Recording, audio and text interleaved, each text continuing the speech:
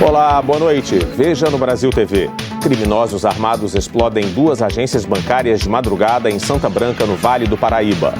Parte de uma casa desaba depois de ser atingida por um carro em Belo Horizonte. O motorista era um adolescente de 17 anos.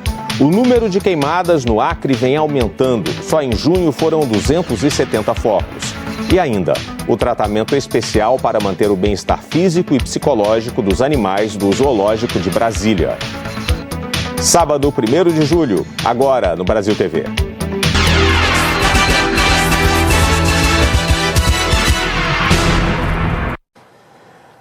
Um ataque a agências bancárias provocou terror numa pequena cidade do interior de São Paulo. Foi na madrugada de hoje em Santa Branca, no Vale do Paraíba. A cidade fica a 80 quilômetros da capital.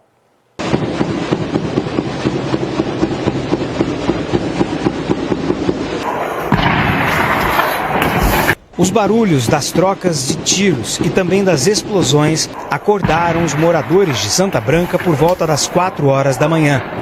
O Francisco mora em frente a uma das agências e ficou com medo de ser atingido por balas perdidas. Muito tiro. Bastante tiro mesmo. E a gente ficou assustado, né, de ver uma bala pra cá, né? A Maria se escondeu com a família quando o tiroteio começou. Ficamos tudo deitados no chão, porque a gente percebia que as balas estavam passando por perto da casa da gente. Todo mundo ficou deitado no chão, que daí começam a comentar com o outro e todo mundo ficou deitado no chão. Câmeras de segurança mostram quando 3 carros chegam na cidade. Segundo a polícia, eles foram usados pelos criminosos. Nesta imagem de uma outra câmera de segurança, uma viatura passa pela rua e recua. Os policiais foram recebidos a tiros e se esconderam atrás do carro e depois fugiram dos disparos. As explosões destruíram as agências bancárias. Paredes inteiras foram derrubadas. Cofres foram arrancados, não sobrou quase nada. A agência do Banco do Brasil fica na Rua Independência, no centro. A cerca de 300 metros dali fica a agência do Banco Santander, na Praça Ajudante Braga, também na região central de Santa Branca. Praticamente do lado da Rua Coronel Barros Leite fica uma delegacia de polícia. Na tentativa de identificar os criminosos, os peritos do Instituto de Identificação de São Paulo vieram até as agências bancárias. O que eles fizeram? Fizeram um trabalho bem minucioso, bem detalhado, para tentar encontrar algum tipo de impressão digital que, porventura, tenha ficado na agência.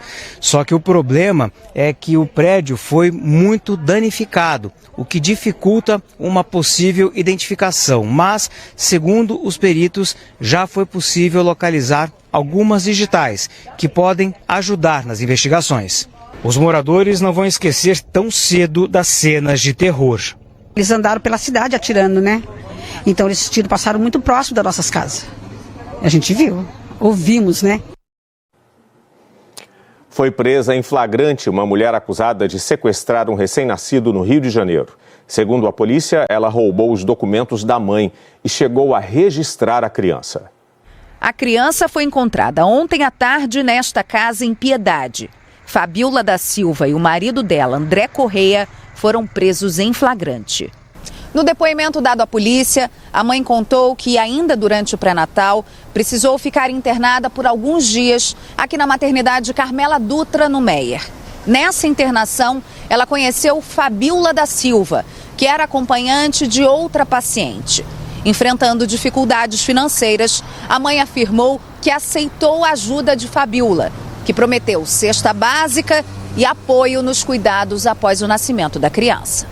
Fabiola foi acompanhante da mãe do bebê durante o parto, que também aconteceu na maternidade Carmela Dutra. Na saída, eles dirigiram à casa da mãe biológica, ou seja, a acompanhante, o seu companheiro e a mãe biológica. Ao chegar lá, a mãe biológica reclamou de um certo cansaço em virtude de uma cesárea e ela...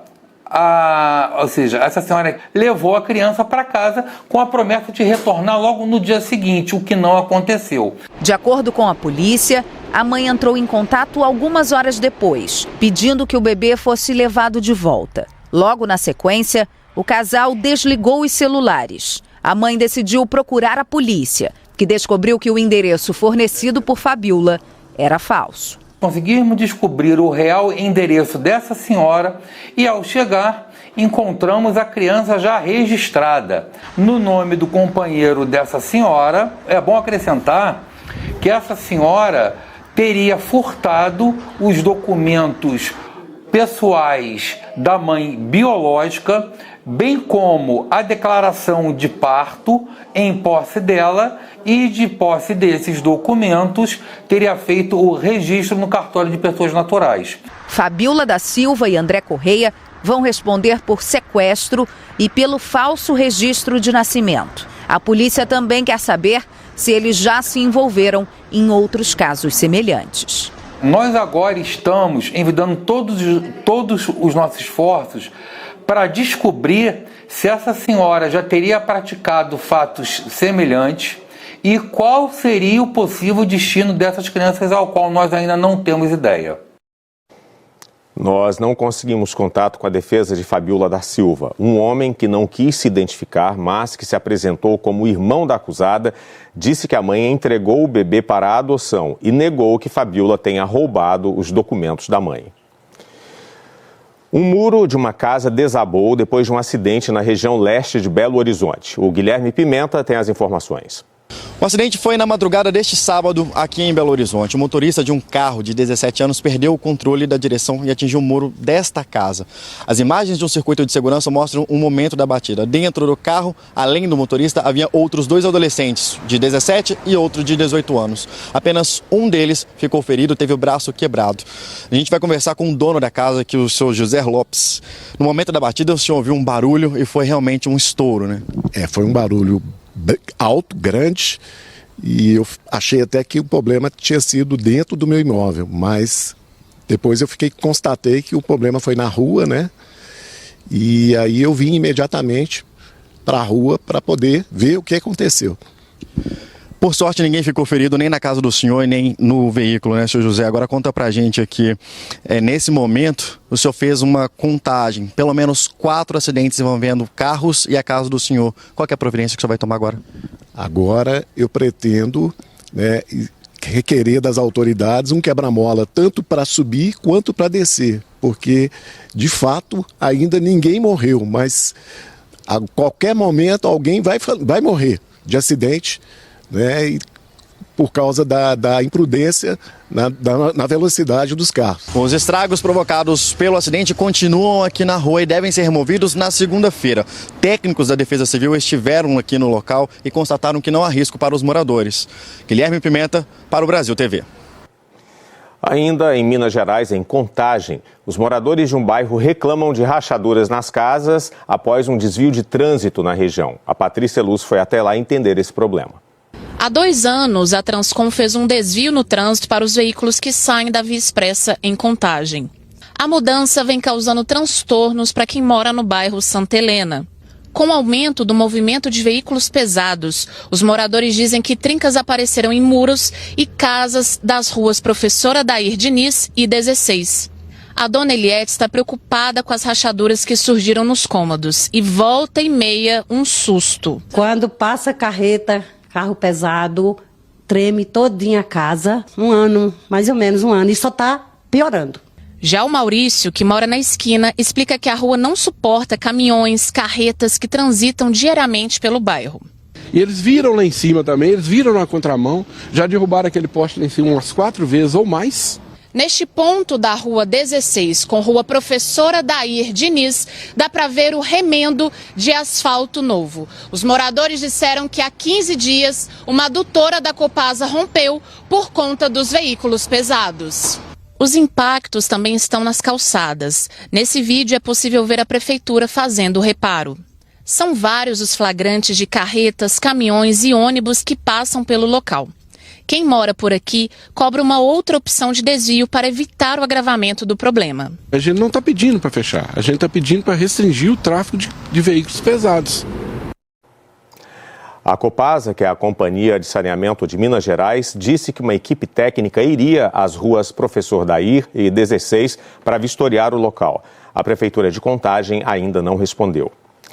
Vamos falar agora sobre queimadas. Com período de estiagem em pleno vigor na região amazônica, o número de incêndios tem crescido. Só em junho foram mais de 270 focos de médio e grande portes em todas as regiões do Acre.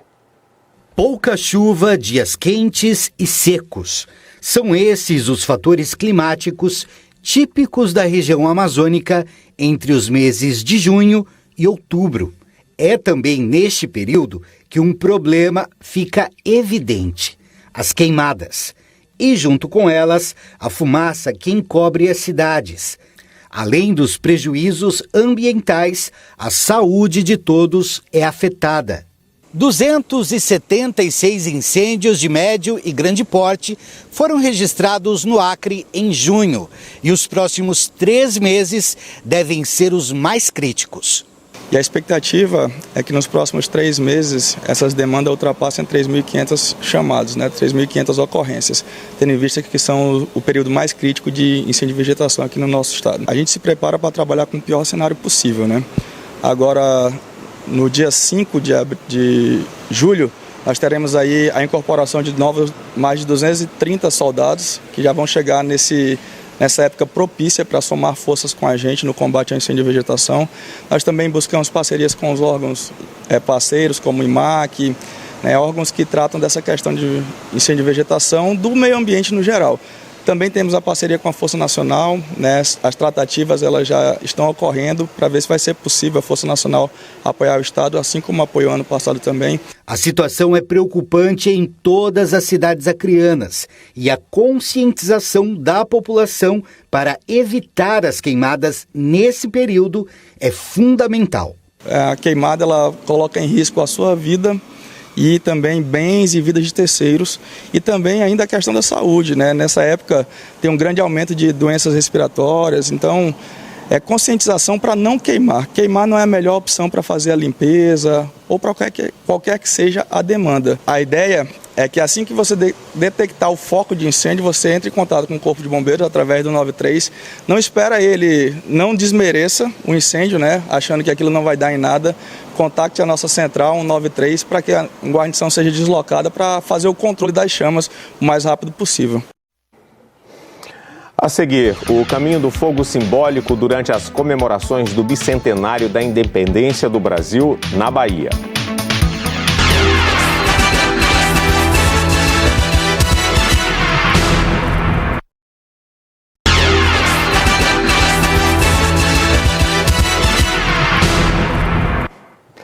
Brasil TV de volta falando das comemorações na Bahia neste fim de semana pelo bicentenário da independência do Brasil por lá, que é comemorado no dia 2 de julho. É que mesmo depois do grito do Ipiranga, no 7 de setembro de 1822, muitas autoridades na Bahia continuaram fiéis a Portugal. O Felipe Costa acompanhou o trajeto do fogo simbólico até Salvador. Olá, boa noite. O bairro de Pirajá, em Salvador, é um local que foi palco de uma das principais batalhas pela independência do Brasil na Bahia. Foi lá, por volta das 4 da tarde, que chegou o fogo simbólico. A gente acompanhou essa jornada da chama, que esse ano foi diferente.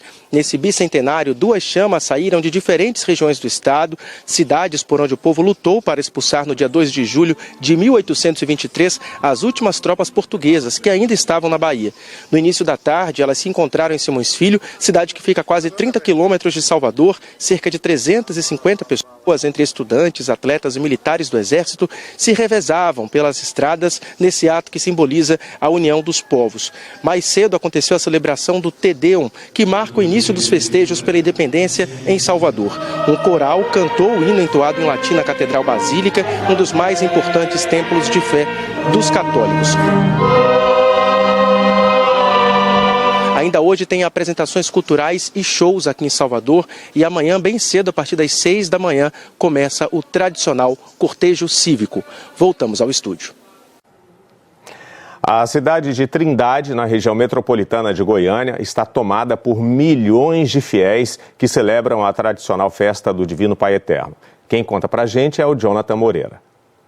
Olá, amigos do Brasil TV. Fim de semana de muita fé e devoção ao Divino Pai Eterno. A festa de Trindade, na região metropolitana de Goiânia, é a maior celebração religiosa do centro-oeste do país. Em 10 dias, a cidade se transforma na capital da fé e recebe milhares de fiéis que saem de várias partes de Goiás e também de outros estados. Muitos chegam ao santuário da Basílica do Divino Pai Eterno caminhando pela GO 060, também conhecida como Rodovia dos Romeiros. O percurso de Goiânia até a igreja tem 18 quilômetros. É uma forma que os devotos têm de pedir por um milagre ou agradecer pelas bênçãos recebidas. A festa também é conhecida pela Romaria dos Carreiros, que viajam dias e até semanas pelas estradas de terra do interior de Goiás em comitivas de carros de boi. Uma tradição que começou há 183 anos e que hoje é considerada patrimônio cultural brasileiro. A programação segue até amanhã com missas, procissões e uma celebração campal. Voltamos aos estúdios do Brasil TV. E começa hoje o Festival de Inverno de Campos do Jordão, em São Paulo. A programação vai da música popular à erudita e marca a temporada de turismo na região da Mantiqueira. O Lucas Rodrigues tem mais detalhes para a gente. E os turistas já começam a chegar aqui em Campos do Jordão para prestigiar tanto a temporada de inverno quanto também o tradicional Festival de Inverno da cidade, que chega na edição de número 53 deste ano. A gente está aqui na Praça do Capivari, em Campos do Jordão, ou melhor, no Parque do Capivari, que é um dos locais que vai receber aí algumas apresentações desse evento. A gente já tem aqui atrás o palco montado para receber aí essas apresentações. Às 8h30 da noite tem a Orquestra Sinfônica do Estado de São Paulo, que se apresenta aqui em Campos do Jordão, mas vai ser lá no auditório Cláudio Santoro, né? As apresentações nesse ano, elas ficam divididas aí em 3 locais aqui em Campos do Jordão, sempre no auditório Cláudio Santoro, aqui no Parque do Capivari e também na Capela do Palácio Boa Vista. A gente encerra o Brasil TV de hoje falando de uma equipe do Zoológico de Brasília que tem uma importante missão: cuidar para que os animais tenham bem-estar. E para isso, vale usar a criatividade. Esses presentes estão prestes a ser entregues ao recinto do Tamanduá Bandeira. A escolha da embalagem não poderia ser diferente. As formigas são um dos pratos preferidos dos tamanduás. Mas aqui elas serão o recipiente para guloseimas. Dentro delas vão pequenos insetos vivos e ração própria para tamanduá. Para confeccionar essas peças, a equipe da Gerência de Bem-Estar Animal levou 2 semanas. A gente quer ver a interação, é interessante ver ele interagindo com uma coisa nova. Nunca foi feito assim, esse tipo de pinhata. É uma pinhata que a gente faz, não foi feito ainda para eles. Então vai ser interessante ver ele interagindo com uma coisa nova. E lá vão a veterinária, a bióloga e o tratador para a próxima etapa: encher as pinhatas com os alimentos. Primeiro a ração, depois os insetos. O banquete é colocado no recinto de forma estratégica. A equipe cria uma dificuldade, justamente para estimular o animal, como aconteceria na natureza. Logo, o tamanduá se aproxima. Ele se chama tarumã. Direto e preciso, ele se interessa pela formiga pendurada. Não demora muito para descobrir os alimentos lá dentro. Chega até a rolar no chão com o presente recebido. E não se intimida na presença massiva de frequentadores do zoo, que admiram a cena. Em seguida, Tarumã parte para a segunda formiga e, em pouco tempo, devora tudo. Se esbaldou tanto que precisou até de um refresco. Essa foi uma atividade de enriquecimento alimentar, uma das missões da Gerência de Bem-Estar Animal. A equipe pesquisa os hábitos dos animais para saber quais as principais necessidades e, a partir daí, cria atividades interativas para que a vivência deles seja a mais rica possível. A gente primeiro fez a observação, de todos os tamanduás e viu que era necessário dar esse enriquecimento alimentar, no qual ele teria a busca desse alimento de uma outra forma que não fosse lá no prato de comida dele. Por mês, a gerência desenvolve cerca de 300 enriquecimentos para mamíferos, répteis e aves. As atividades envolvem estimulação física, alimentar, sensorial, cognitiva e social. A gente tenta fazer com que os animais tenham um comportamento que eles teriam se estivessem na natureza. Então a gente dá algumas oportunidades para eles agirem. O Brasil TV fica por aqui. Outras notícias logo mais no Jornal Nacional, às 8h30, hora de Brasília. Ótima noite para você. Bom domingo.